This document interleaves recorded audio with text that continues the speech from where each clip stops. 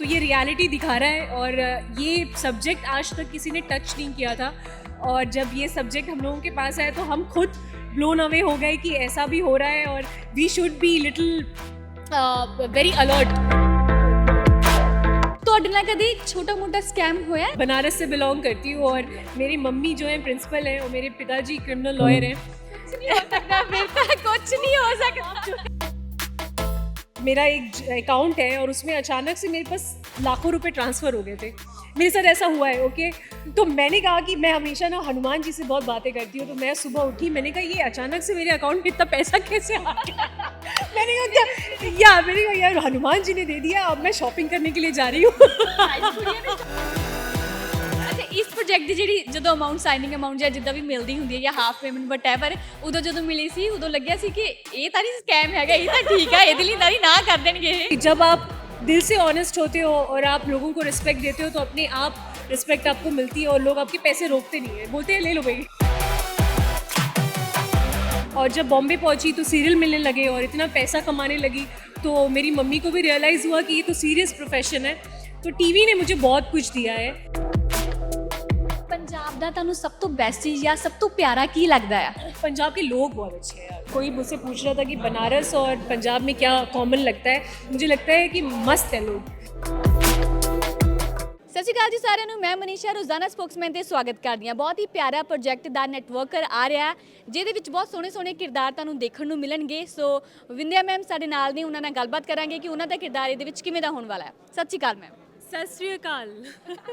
Finally Punjabi ਚ ਗੱਲ ਕਰਨਾ ਚੰਗਾ ਲੱਗਦਾ?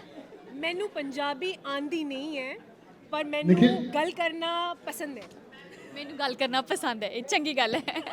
ਓਕੇ, ਸੋ ਮੈਮ ਬਹੁਤ ਪਿਆਰਾ ਪ੍ਰੋਜੈਕਟ ਆ, ਆਪਾਂ ਗੱਲਬਾਤ ਕੀਤੀ, ਲਾਈਕ ਤੁਸੀਂ ਦੱਸਿਆ ਤੁਹਾਡਾ ਕਿਰਦਾਰ ਕਿਵੇਂ ਦਾ ਹੋਵੇਗਾ। ਸੋ ਓਵਰਆਲ ਤੁਹਾਡਾ ਐਕਸਪੀਰੀਅੰਸ ਕਿਵੇਂ ਦਾ ਰਿਹਾ? नेटवर्कर का एक्सपीरियंस बहुत अच्छा था। जो टीम है वो बहुत ही कॉन्फिडेंट टीम है और ये एक ऐसा जो आजकल बहुत ये चल रहा है और एक तरीके का ये रियलिटी है एक्चुअली।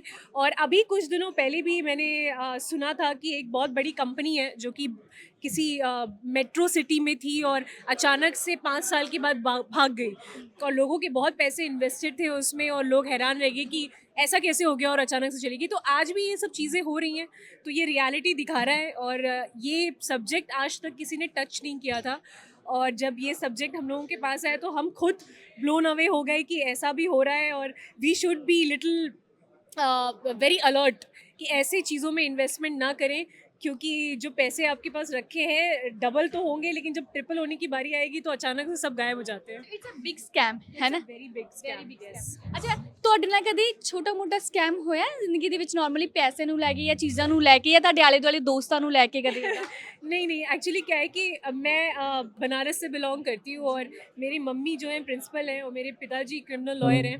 कुछ नहीं हो सकता फिर तो कुछ नहीं हो सकता। जो है वो लोग ये बिलीव करते हैं कि जो मेहनत का पैसा है वही है, बस अच्छा है वही करना है, किसी से लेना नहीं है, किसी को देना नहीं है, अपना काम करते हैं, बड़ी सीधी सादी सिंपल लाइफ जीते हैं हम लोग। तो हमें कुछ ग्रीड नहीं है और भगवान ने जितना मैंने सोचा था उससे भी बहुत ज़्यादा मुझे दिया है, तो बस उसी को हम लोग अच्छे तरीके से इन्वेस्ट करते रहते हैं, लेकिन इन सब चीज़ों में कभी अपना हाथ नहीं आजमाते।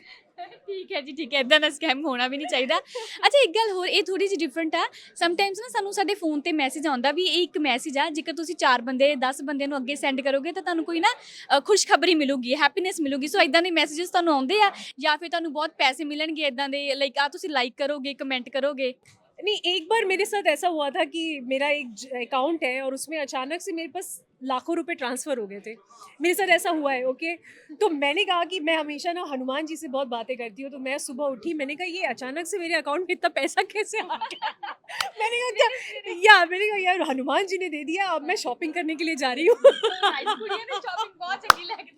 फिर मैंने ये बात अपनी मम्मी पापा को बताई कि ऐसा ऐसा पैसा आ गया। मेरी मम्मी ने कहा बैठो घर में, ये तुम्हारा पैसा नहीं है और ये गलती से आ गया होगा, बिकॉज आई थिंक कभी कभी साइन में या कुछ भी फिर अचानक से फिर बैंक वालों का कॉल आना शुरू किया कि मैम अब हमारे बैंक में आइए और ऐसी ऐसी गलती हो गई हमसे और आप बैठिए हमारे साथ चाय पीजिए। मैंने कहा घबराओ मत, मैं कुछ नहीं करूँगी यार, ले लो पैसे।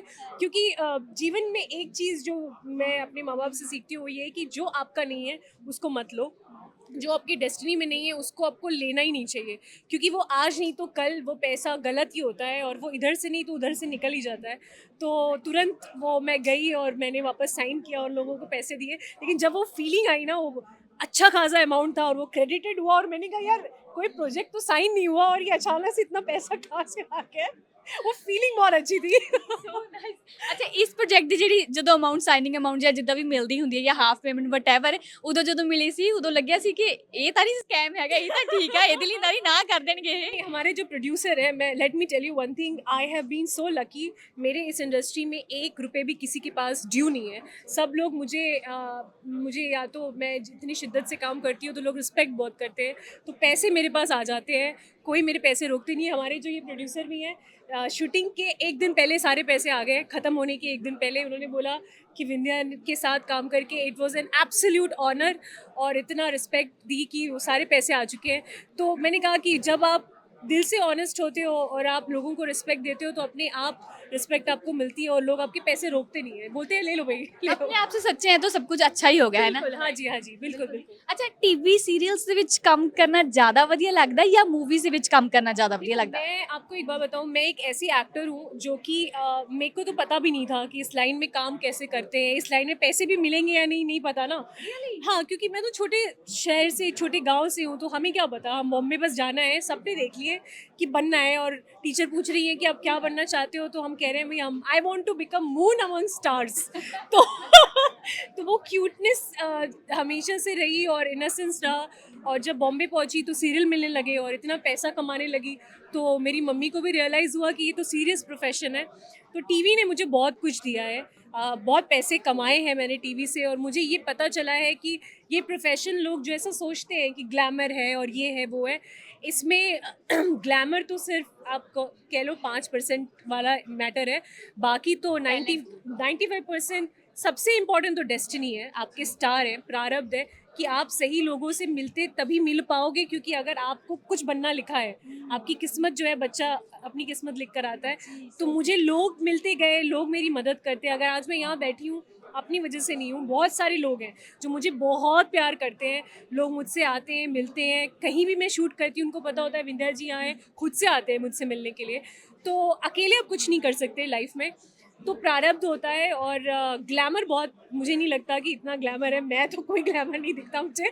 क्योंकि आप बहुत सोहने ने ना, that's why she is saying like that. अच्छा मेरा एक सवाल है थे, मैंने एक ਇੰਟਰਵਿਊ ਸੁਣੀ ਸੀ ਇੱਕ ਟੀਵੀ ਆਰਟਿਸਟ ਦੀ, ਸ਼ੀ ਵਾਸ ਸੇਇੰਗ ਕਿ ਮੈਂ ਨਾ ਇੱਕ ਕੰਟਰੈਕਟ ਸਾਈਨ ਕੀਤਾ ਸੀ 365 ਦਿਨਾਂ ਦਾ, ਤੇ ਮੈਨੂੰ ਬੜਾ ਚਾਅ ਸੀ ਕਿ ਮੈਂ ਨਾ ਡੇਲੀ ਸੋਪ ਕਰਨੀ ਆ, ਠੀਕ ਹੈ ਮੈਂ 365 ਦੇ 65 ਦਿਨ ਉਹ ਕਰ ਦਿੱਤਾ ਵੀ ਹਾਂ ਮੈਂ ਕੰਮ ਕਰਨ ਲਈ ਰੈਡੀ ਹਾਂ। ਬਟ ਇੱਕ ਦਿਨ ਮੈਨੂੰ ਰਿਅਲਾਈਜ਼ ਹੋਇਆ, ਕਹਿੰਦੇ ਮੈਂ ਛੁੱਟੀ ਨਹੀਂ ਲੈਂਦੀ ਸੀਗੀ ਕਿਉਂਕਿ 365 ਦਿਨ ਕੰਮ ਕਰਨਾ ਸੀ। ਬਟ ਇੱਕ ਦਿਨ ਮੈਂ ਬਿਮਾਰ ਹੋ ਗਈ ਤੇ ਮੈਂ ਆਪਣੇ ਪ੍ਰੋਡਿਊਸਰਸ ਨੂੰ ਕਿਹਾ ਕਿ ਮੈਨੂੰ ਬਿਮਾਰ ਆ, ਮੈਨੂੰ ਦਵਾਈ ਲੈਣ ਲਈ ਮਤਲਬ ਕਿ ਮੈਨੂੰ ਜਾਣਾ ਪੈਣਾ, 1-2 ਛੁੱਟੀਆਂ ਚਾਹੀਦੀਆਂ, ਬਟ ਉਹਨਾਂ ਨੇ ਨਹੀਂ ਦਿੱਤੀਆਂ। ਸੋ ਕਹਿੰਦੇ ਉਦੋਂ ਸਾਨੂੰ ਲੱਗਦਾ ਕਿ ਕੰਟਰੈਕਟ ਕਰਨ ਲੱਗੇ ਇਹ ਚੀਜ਼ ਸੋਚਣੀ ਚਾਹੀਦੀ ਆ। ਇਹਦੇ ਤੇ ਤੁਸੀਂ ਕੀ ਕਹਿਣਾ ਚਾਹੋਗੇ? नहीं, ये बात बिल्कुल सही है। देखो, हमें ना इंसानियत को हमेशा सबसे ऊपर रखना चाहिए। चाहे आप कहीं भी काम करें, अगर प्रोड्यूसर, मैं बहुत लकी रही हूँ, आप मेरे जितने भी टीवी सीरियल्स देखेंगे, जितने भी प्रोड्यूसर्स ने मेरे साथ काम किया है, ये लक की बात है, और डायरेक्टर ने काम किया, everybody has been so sweet with me कि मुझे कभी इतनी दिक्कत नहीं हुई। मैं भी गई हूँ हॉस्पिटल में, I think her daily soap करने वाली एक्ट्रेस हॉस्पिटल पहुँचती है।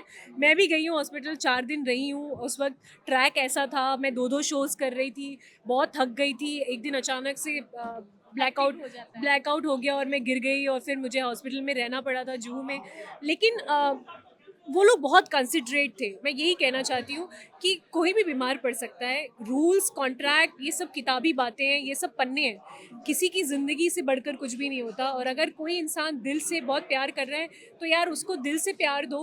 आप प्रोड्यूसर हो, आपने उनको लाखों में से चुना है अपने प्रोजेक्ट के लिए, तो एक्टर्स की भी रिस्पॉन्सिबिलिटी होती है कि आप भी वहाँ जाकर गॉसिप मत करो, वहाँ पर जाकर वो सब मत करो जो उन्हें पसंद नहीं है। आप अपना काम अच्छे से करो, आप अपना काम अच्छे से करोगे तो प्रोड्यूसर भी बोलेगा भाई पैसे ले लो, आपको छुट्टी चाहिए, कोई दिक्कत नहीं, हम छुट्टी देते हैं। तो it's always a give and take process. अगर एक बार आपको वो प्रोफेशनलिज्म समझ में आ गई, आप लोगों की इज्जत करना समझ में आ गया आपको, तो लोग आपको ऑटोमेटिकली वो देंगे जो आप चाहते हो। पंजाब पहली बार आए हो या पहला भी आ चुके हो? तो मैं मर्यादा जब कर रही थी ना, मर्यादा लेकिन कब तक, तो यहाँ पर हमने आउटडोर शूट किया था, स्टैब्लिश करना था कि चंडीगढ़ है। ओके। हरियाणा और चंडीगढ़ का वो रोहतक वगैरह दिखाया था हमने चंडीगढ़ में ही। तो हमने प्रॉपर शूट किया था यहाँ पे, हम 20-25 दिन थे चंडीगढ़ में। बड़ी शॉपिंग की थी, मैं तो शॉपिंग मतलब आई लव शॉपिंग। तो उस वक्त भी पैसे आए, मैंने कहा बस अब तो मैं मुझे याद है यहाँ पे बूट्स वूट्स बड़े अच्छे अच्छे मिलते हैं, तो वो सेक्टर वेक्टर मुझे सब याद है, तो मैं तब गई थी। उसके बाद मेरा आना कभी नहीं हुआ। और आप देखिए, मैं अभी फिल्म की जर्नी जब शुरू की और वेब सीरीज़ की जर्नी शुरू की, तो चंडीगढ़ आ गई। तो आई थिंक उस वक्त भी बहुत लकी रहा था मेरे लिए Chandigarh Bush. Yes of course, so I am fingers crossed कि यहाँ पर भी वो लक फैक्टर रहेगा। ਪੰਜਾਬ ਦਾ ਤੁਹਾਨੂੰ ਸਭ ਤੋਂ ਬੈਸਟ ਚੀਜ਼ ਜਾਂ ਸਭ ਤੋਂ ਪਿਆਰਾ ਕੀ ਲੱਗਦਾ ਆ? पंजाब के लोग बहुत अच्छे हैं यार। मैं सच बताऊंगी कि मैं अभी कुछ कोई मुझसे पूछ रहा था कि बनारस और पंजाब में क्या कॉमन लगता है। मुझे लगता है कि मस्त है लोग, दिल से बात करते हैं, फिल्टर नहीं है। और बहुत रेयर अब रह गया है ये सब चीज़ें। ਮੂੰਹ ਤੇ ਬੋਲ ਦਿੰਦੇ ਆ ਜੋ ਵੀ ਕਹਿਣਾ ਹੈ। जो है बोलो यार, क्या फ़र्क पड़ता है। हमें कभी भी ऐसे लोगों से डरना या घबराना नहीं चाहिए जो मुंह पे बोल दे, क्योंकि वो लोग हमेशा आपकी लाइफ में टीचर्स होते हैं, जो आपको ये बताते हैं कि आपको ये करना चाहिए और ये नहीं करना चाहिए, या मैं आपके बारे में ये फील कर रहा हूँ यार, है ना।